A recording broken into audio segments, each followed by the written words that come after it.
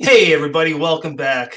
Thank you for sticking with us. If you are just tuning in, though, my name is Patrick R. McDonough. I am the host of Dead Headspace, the show you're listening to, and my friend Brennan LaFaro joins us. He's another host. Say hello, Brennan.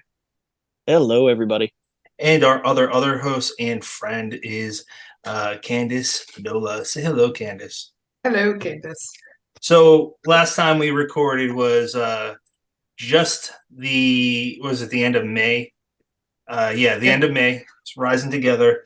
It's a panel episode with Paul Tremblay, Sarah Langan, John Langan, Olivia Llewellyn, Victor Laval, Larry Barron, myself, and Candace. Brennan was very sick, so now he's back with us. We just want to do a little brief catch up from our sudden break. It was because of me. I had a new child. He is 3 weeks old as of this recording. He's healthy. He's adorable. And I have a new house. So, yeah, kind of couldn't record anything. And also, September 26th will be the release of Hot Iron and Cold Blood through Death's Head Press. And I'm really proud of it. I busted my butt on it to edit it for my debut as an editor. Brennan's in it. Candace is someone that blurbed it, and I actually have a story in it. And I would really appreciate if some of you would take the time to check it out. If you feel so inclined, read the whole thing, review it. Let me or one of the contributors know what you thought of the stories. That would mean a lot to us. And also, something exciting, I got my first invite. I promise this will be the last thing about myself. I got my first invite to forward a anthology called Dark Disasters for This Isn't Because She's Here, one of my favorite anthologists, Candace Dola. Candace, can you tell us a little bit about Dark Disasters? Let's see. This will be the third antho in the Dark Cousin anthology series. I don't know how else to word that. So I did the first one in 2021, which was called The Baker's Dozen, I can't believe which that was your went first on one. to win the 2022 Splatterpunk Anthology of the Year award. The second one was called Trapped, and it came out last fall, and this will be the third one. This one is based on stories that take place while a natural disaster of some kind unfolds. So you have a horror story mixed in with the actual real world horror of a volcano, a blizzard, a tsunami, anything you can pick, just lots of wildness. So there's that one. And Patrick, yeah, you've got to read all the stories now and write a foreword. More work for you. I can't wait. And just to reiterate, Baker's Dozen is seriously just one of the funnest anthologies I personally ever read. And Yeah. also that's not your only Splatterpunk award, so I'd like to hear about that.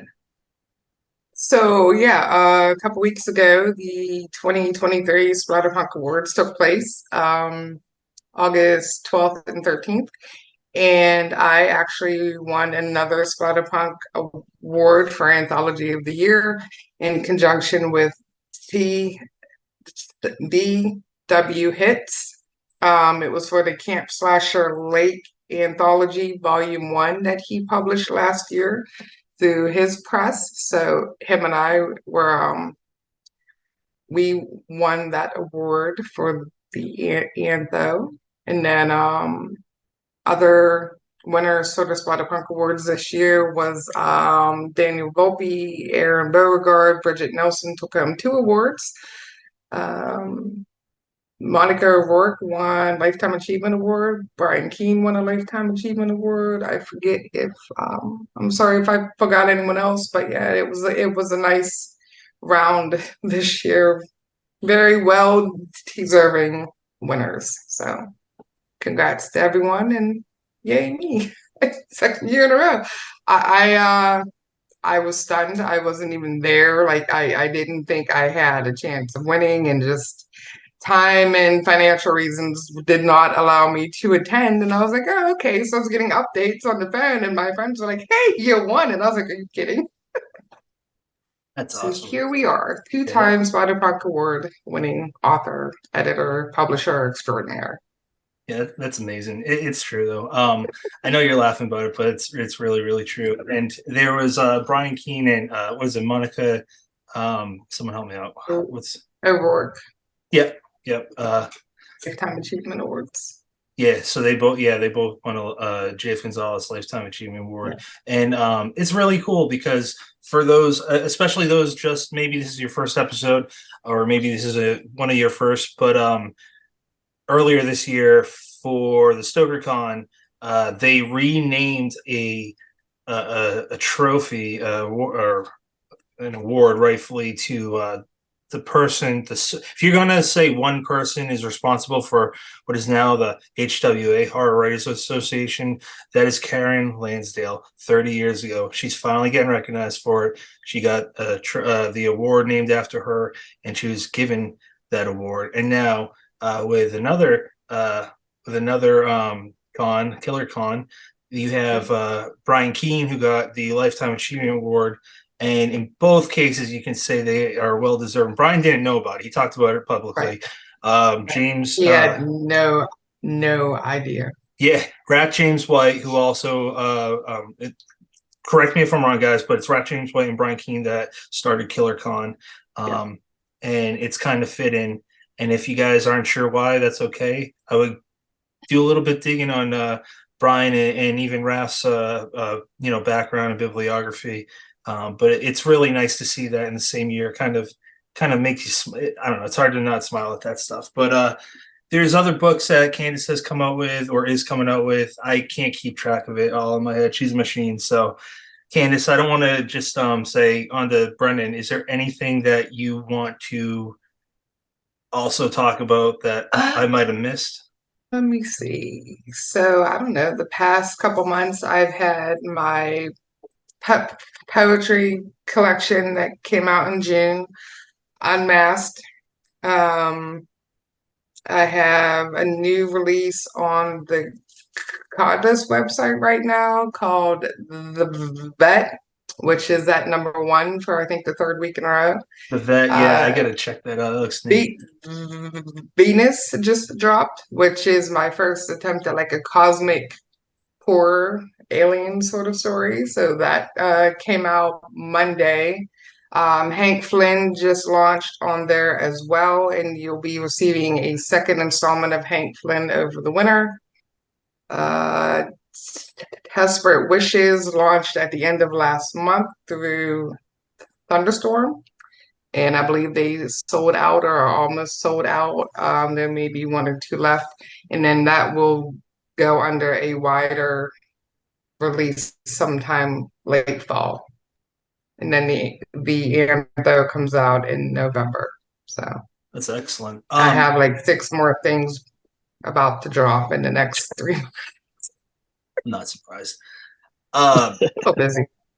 I think that we didn't mention this last episode. There's a panel, so there's too much to focus on. But Brennan, he had his third book in his Slattery Falls series come out. It came out May 15th, so that was a little bit before the last episode that we did came out. Brennan, talk about that. But before you do that, you also got Last Stay. I might be missing something, but I know you two are kind of like you both are prolific. Brennan's just. I'm gonna kiss his. It's gonna sound like I'm kissing his ass, but like I have read from his first short story, a werewolf short story of 4 years ago. I read to most things now, not everything. A lot of his writing I've read now, and it is just like it's mind boggling. I feel like in a grandiose way, I'll say this: he's Stephen King, and I'm Peter Straub.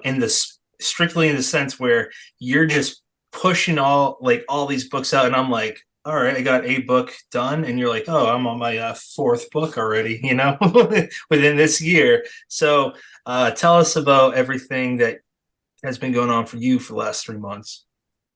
First of all, I'll happily take a King comparison any day of the week. Thank you. You both like the Red Sox, so Yes, That werewolf story, oddly enough, never found a home and very likely will never see the light of day. Burn that on the back of the hard drive.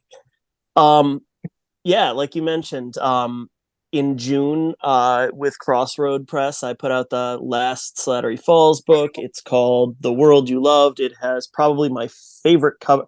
These books have had so many damn covers, and this is probably the absolute best one. Really just beautiful to look at, exemplifies the book. David Dodd of Crossroad Press did it, and he just knocked it out of the park. Wait, he did the cover? I think I forgot that. Yeah, no, he did that cover and he edited the book. Nice. And David Niall Wilson is the name that most people will associate with Crossroad Press, but David Dodd does a lot of the behind the scenes stuff, and he's a really, really good guy and very good at what he does. Yeah. And then, like you mentioned, I have Last Stay coming out in a couple weeks. It'll be out September 8th, and that'll be wide distribution. It's coming out from D&T Publishing, and I've been kind of pitching it as Psycho meets The Shining, kind of like a supernatural slasher. Fun tidbit: this was actually the second book I wrote, and it's been undergoing rewrites for the last 2 years, either that or sitting and collecting dust. And I finally found a place that was willing to take it on, spruced it up, and I just finished going over edits a couple weeks ago, and I love it. I think it's a really strong book, very dialogue heavy. I've had a couple blurbs come in that really focus on that. Compared it to like Lansdale's dialogue, which I won't say that, but if somebody else wants to say that on my behalf, I'll take that in step with the King comparison. And then we mentioned I've got a story in Hot Iron and Cold Blood that takes place in the what a couple of readers have dubbed the Nooseverse, that whole late 1800s Arizona town, Buzzard's Edge.